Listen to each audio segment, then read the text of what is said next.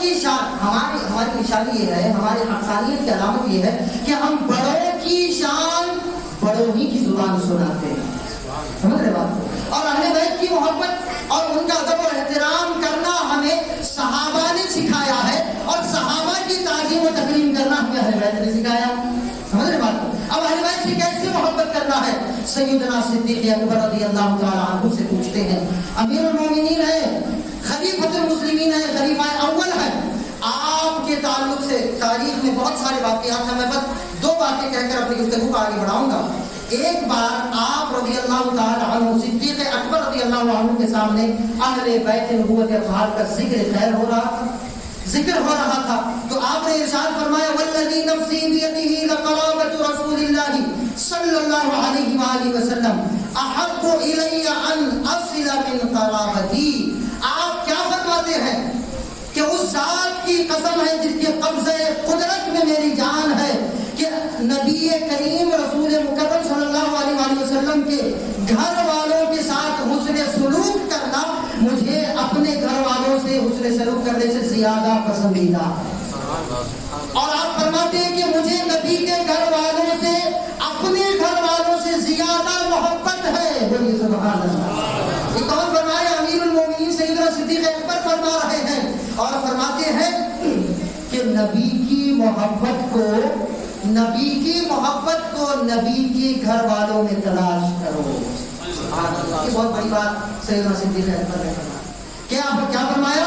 کہ نبی کی محبت کو نبی کے گھر والوں میں تلاش کرو. یعنی نبی کی محبت کی علامت ہی یہ ہے کہ نبی کی اہل بیت سے محبت کی جائے، نبی کے گھر والوں سے محبت کی جائے. اور پھر ایک صحیح روایت میں ہے کہ سیدنا عقبہ بن حارث رضی اللہ عنہ فرماتے ہیں کہ سیدنا صدیق اکبر رضی اللہ عنہ ایک مرتبہ، اب دیکھیں اب محبت کا انداز کیا تھا، صحابہ کی اہل بیت سے محبت کا انداز کیا تھا. ایک مرتبہ سیدنا صدیق اکبر رضی اللہ تعالی عنہ نماز عصر پڑھا کر اپنے دور خلافت میں نماز عصر پڑھا کر وہ جو ہے مسجد نبوی سے باہر تشریف لائے تو کیا دیکھا کہ امام حسن مجتبیٰ، دیکھیں کتنی محبت کی بات ہے، امام حسن مجتبیٰ نبی کے بڑے نواز سے چھوٹے ہیں، 7-8 برس کے ہوں گے.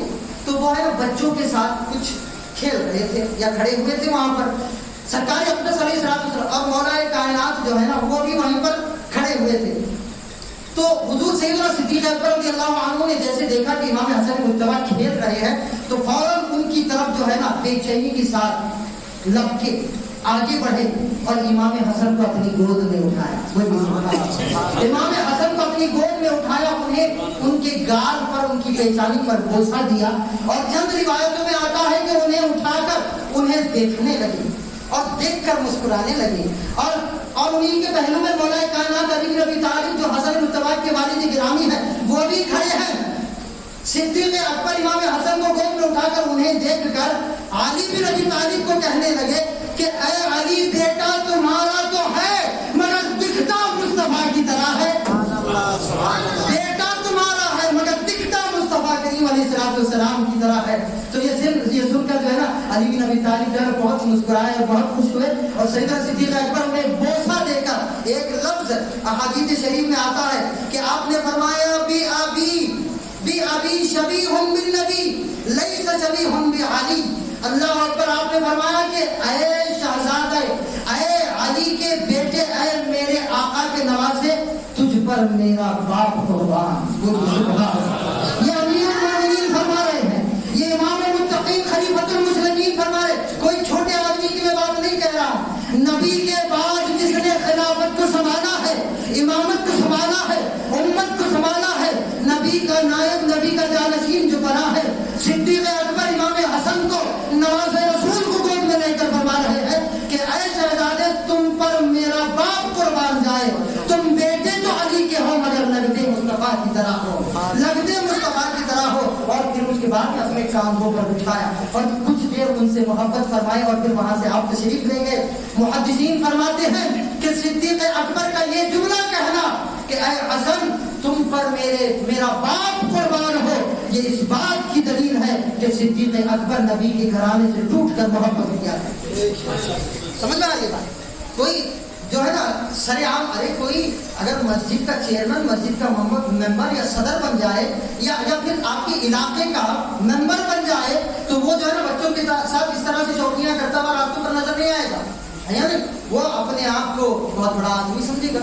इसी तरह कोई पॉलिटिशियन हो, कोई एमएलए हो, प्राइम मिनिस्टर हो, मिनिस्टर हो, चीफ मिनिस्टर वगैरह वगैरह, जो बड़े दर्जे पर पहुंच जाते हैं, वो तो अपने बच्चों के साथ इस तरह की चौकियां बाजारों पर नहीं करेंगे, रास्तों पर नहीं करेंगे, मगर जो इस तरह से करते हैं तो उनसे जो है ना मोहब्बत जाहिर होती है। और सिद्दीक अकबर अमीरुल मोमिनीन थे, खलीफतुल मुस्लिमीन थे। लेकिन आप देखें, और एक बात, कितनी प्यारी बात है, कितनी मोहब्बत की बात है कि अगर आप सिद्दीक अकबर की सीरत को उठाकर देखें, सैकड़ों किताबें मौजूद हैं, आप उन तमाम किताबों को पढ़ें तो कहीं पर आपको ये नहीं मिलेगा कि सिद्दीक अकबर ने कभी अपने बेटों को भी कांधों पर बिठाया। बोलिए ना सुभान अल्लाह।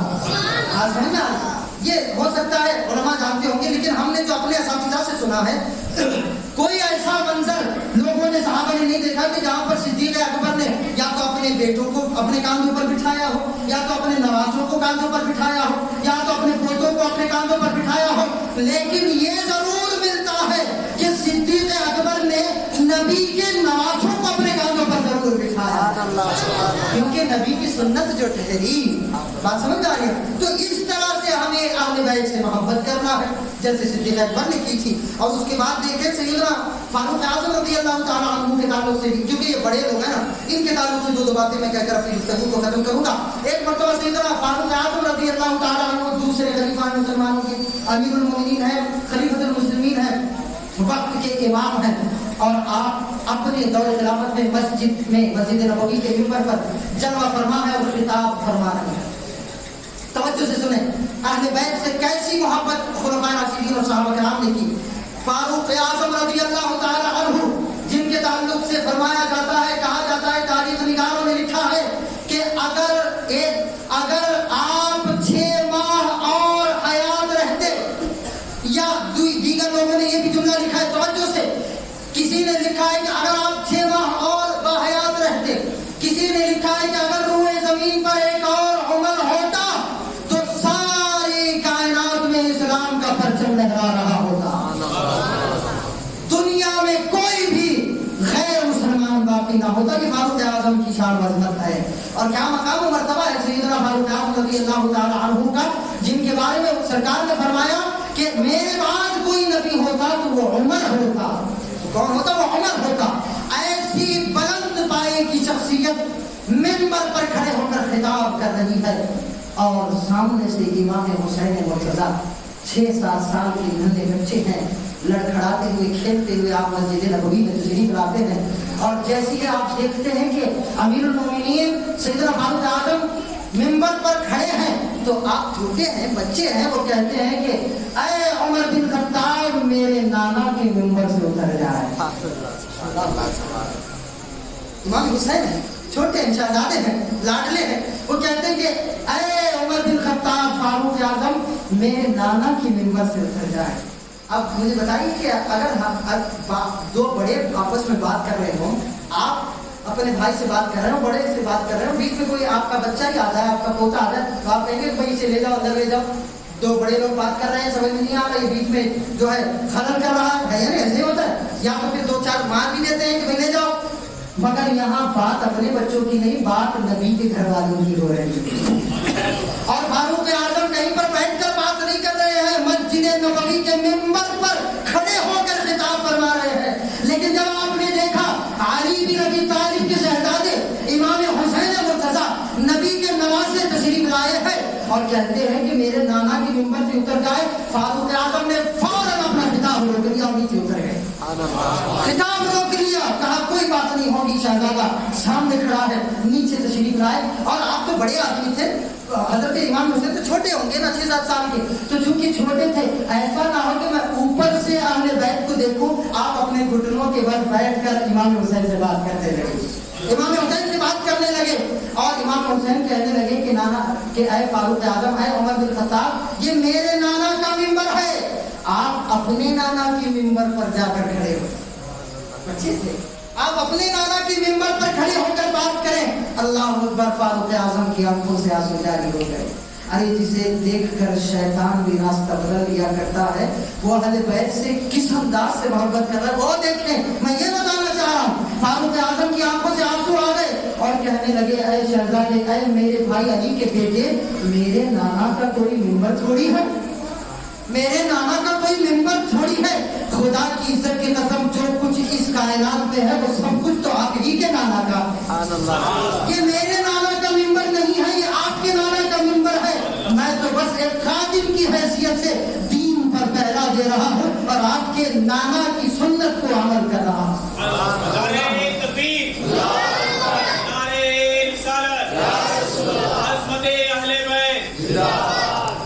میں تو آپ کے نانا کے دین پر پہرا دے رہا ہوں۔ اور امام حسین نے فرمایا اچھا دیکھیں اہل بیت بچپن ہی سے کتنے رحیم اور کریم ہیں۔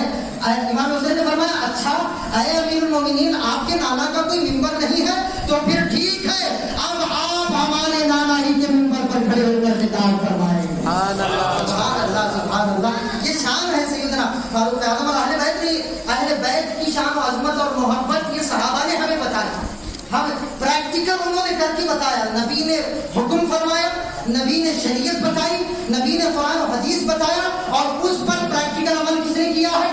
صحابہ نے عمل کر کے ہمیں اہل بیت کی محبت بتائی۔ اب اس کے بعد سیدنا عثمان غنی خلیفہ سوم، کتنا پیارا واقعہ آپ سنیں گے تو آپ کے سینے جو ہے نا سینے ٹھنڈ سے بھر جائیں گے۔ ایک مرتبہ سیدنا علی بن ابی طالب کرم اللہ تعالی وجہ الکریم کا رشتہ جب سیدہ کائنات سے پکا ہو گیا، طے ہو گیا، اب شادی کی بات ہے، نکاح کا معاملہ ہے، تو سرکار اقدس علیہ السلام نے فرمایا کہ اے علی جاؤ، نکاح کے کچھ انتظامات ہیں، انتظام کو پورا کر، کچھ نہ کچھ تو خرچ ہوگا نا، آج کی طرح اگر ہم لاکھوں خرچ نہ کرتے ہوں مگر کچھ نہ کچھ تو لوگوں کی خوشی کے لیے میٹھا کھانا وغیرہ کچھ نہ کچھ تو کرنا ہوگا۔ اور علی بن ابی طالب کرم اللہ وجہ الکریم کو جب سرکار اقدس نے فرمایا کہ جاؤ نکاح کی تیاری کرو، تو علی بن ابی طالب کرم اللہ تعالی وجہ الکریم مولا کائنات شہزادہ سیدنا جو کہ سرکار کے داماد بھی ہیں اور سرکار کے سگے چچیرے بھائی بھی ہیں، اور یہ وہ رشتہ تھا جسے اللہ نے پکا فرمایا تھا، اللہ نے طے فرمایا تھا۔ اللہ اکبر۔ اب تو علی بن ابی طالب کو تیاری کرنی تھی نا، تو اس وقت آپ کے پاس کچھ خاص رقم تھی نہیں، تو آپ بازار جا رہے تھے اپنی زرہ کو بیچنے کے لیے۔ زرہ کسے کہتے ہیں؟ جو جنگ میں جنگجو پہنتے ہیں، اس طرح سے لوہے کی ہوتی ہے جو اپنے جسم پر پہنی جاتی ہے، نہیں جو جنگ میں پہنتے ہیں، جنگ میں جو پہنا جاتا ہے اسے زرہ کہتے ہیں، ٹھیک ہے نا، تو تاکہ تلواروں سے نیزوں کی وار سے جو ہے ایک حد تک بچا جائے، وہ لوہے کا ہوتا ہے۔ تو وہ جو ہے نا حضور سیدنا امیر المومنین علی بن ابی طالب کرم اللہ وجہ الکریم بازار جا رہے تھے اس ارادے سے، وہ اور ان کے پاس کچھ ڈھال تھی جو بچایا جاتا ہے، وہ یہ دونوں چیزیں وہ تاکہ میں بیچوں گا اور اس سے جو بھی رقم آئے گی نکاح کے انتظامات پورے کر دی جائیں گے۔ تو آپ جا رہے تھے بازار میں، راستے میں سیدنا عثمان غنی گئے، سبحان اللہ، سیدنا عثمان غنی رضی اللہ تعالی عنہ بھی داماد رسول ہی ہے، سمجھ رہے نا بات کو، وہ بھی نبی کے خلیفہ ہیں، نبی کے صحابی ہیں، عشرہ مبشرہ میں سے بڑی شان ہے آپ کی، اللہ اکبر، ان کی شان و عظمت ہم آئندہ کبھی بیان کریں گے۔ لیکن آپ جو ہے نا عثمان غنی راستے میں مل گئے اور پوچھنے لگے کہ اے بھائی علی ذرا بتائیے مجھے آپ کہاں جا رہے ہیں، اتنی جلدی گڑبڑ سے کہاں چلے ہیں؟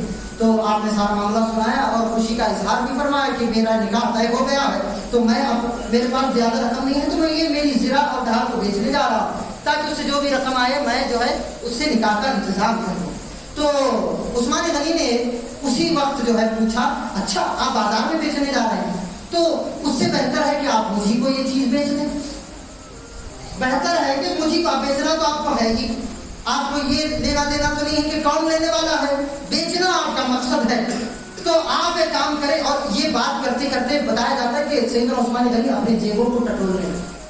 عثمان غنی اس دور میں جو ہے نا روئے زمین پر سب سے امیر ترین انسان، سمجھ رہے بات، سب سے اتنا لٹایا ہے عثمان غنی نے، اتنا لٹایا ہم سوچ بھی نہیں سکتے، ہم نے عثمان غنی کی شہادت کے موقع پر سارا واقعہ بیان فرمایا اور آپ نے بھی سنا ہوگا علماء کی زبان، اگر آج کی کرنسی کے مطابق اگر ہم حساب کرنے لگ جائے نا، یقین مانیے لاکھوں نہیں، کروڑوں نہیں، اربوں نہیں، کھربوں سے بھی کئی گنا زیادہ وہ رقم بنتی ہے جتنی عثمان غنی نے، ہم حساب نہیں لگا، خدا کی عزت کی قسم کیلکولیٹر فیل ہو جائے، یہ ہم نے پریکٹیکل کر کے بھی دیکھا ہے، سمجھ رہے نا بات، کیلکولیٹر کے باہر زیرو جا رہے تھے، اتنا زیادہ لٹایا ہے. اور مفسرین اور محدثین نے کہا ہے کہ اس دور میں عثمان غنی سے زیادہ امیر کوئی نہیں تھا. تو وہ جو ہے نا پوچھنے لگے کہ اے علی بن ابی طالب، اگر آپ کو زیرہ بیچنی ہی ہے تو اس طرح سے بیچنے لگے تو آپ مجھے کو بیچ دیں اور اپنے جیب سے جو ہے مال نکالتے رہے. اور اچھا اگر آپ لینا چاہتے تو بالکل لے لیں.